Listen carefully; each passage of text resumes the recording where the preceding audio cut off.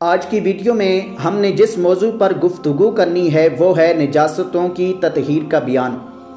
اس میں ہم نے شیر خوار بچے کا پیشاب، اس بارے میں آقا کریم علیہ السلام نے کیا ارشاد فرمایا،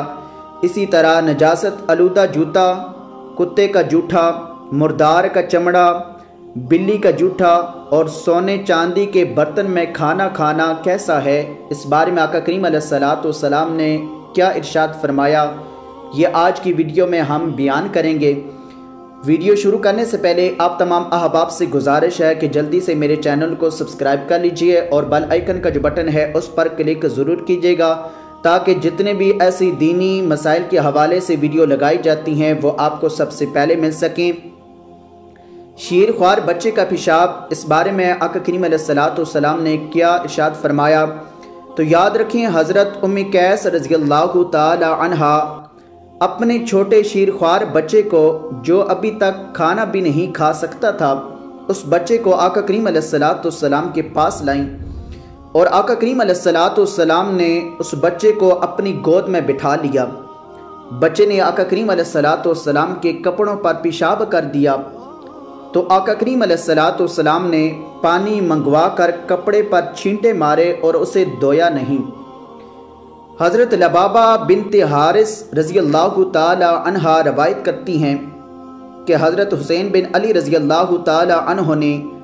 آقا کریم علیہ السلام کی گود میں پیشاب کر دیا، جو ابھی شیر خوار ہی تھے۔ میں نے عرض کی، یا رسول اللہ صلی اللہ علیہ وآلہ وسلم،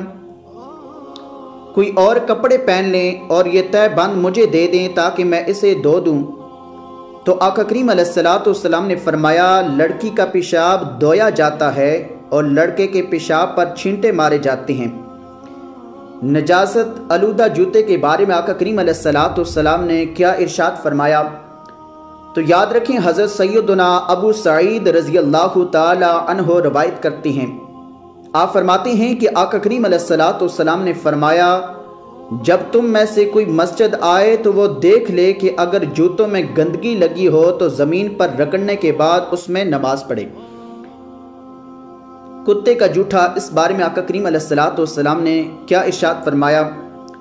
یاد رکھیں حضرت سیدنا عبداللہ بن مغفل رضی اللہ تعالی عنہ سے روایت ہے، آپ فرماتے ہیں کہ آقا کریم علیہ السلام نے ارشاد فرمایا، اگر کتا کسی برتن میں منہ ڈال جائے یا بعض روایت کے مطابق پانی وغیرہ پی لے، اس میں اپنا منہ ڈال دے تو برتن کو 7 مرتبہ پانی سے دھو ڈالے اور پہلی مرتبہ مٹی سے مانجے، پہلی مرتبہ مٹی کے ساتھ برتن کو مانجے۔ مردار چمڑے کے بارے میں آقا کریم علیہ السلام نے کیا ارشاد فرمایا، تو یاد رکھیں حضرت میمونہ رضی اللہ تعالی عنہا کی بکری مر گئی جو ان کی لونڈی کو کسی نے صدقے میں دی تھی۔ نبی کریم صلی اللہ علیہ وآلہ وسلم اس کے پاس سے گزرے اور پوچھا کہ تم نے اس کا چمڑا اتار کر رنگ کیوں نہیں لیا تاکہ اس سے فائدہ اٹھاتے، تو لوگوں نے کہا کہ یا رسول اللہ صلی اللہ علیہ وآلہ وسلم وہ تو مردار ہے۔ تو آقا کریم علیہ السلام نے فرمایا، اس کا صرف کھانا حرام ہے نہ کہ چمڑا، چمڑا حلال ہے، اس کو آپ اپنے استعمال میں لے سکتے ہیں۔ حضرت ام المؤمنین سودہ رضی اللہ تعالی عنہ نے فرمایا کہ ہماری بکری مر گئی، ہم نے اس کا چمڑا رنگ کر مشک بنا لی۔ پہلے زمانے میں مشکیزہ وغیرہ بنایا جاتا تھا چمڑے کا، جس میں لوگ پانی ڈال کر استعمال کیا کرتے تھے۔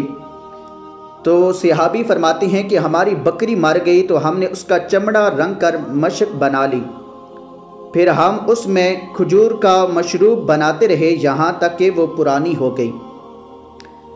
یاد رکھیں نبی کریم صلی اللہ علیہ وآلہ وسلم نے درندوں کی کھال استعمال کرنے سے منع فرمایا ہے۔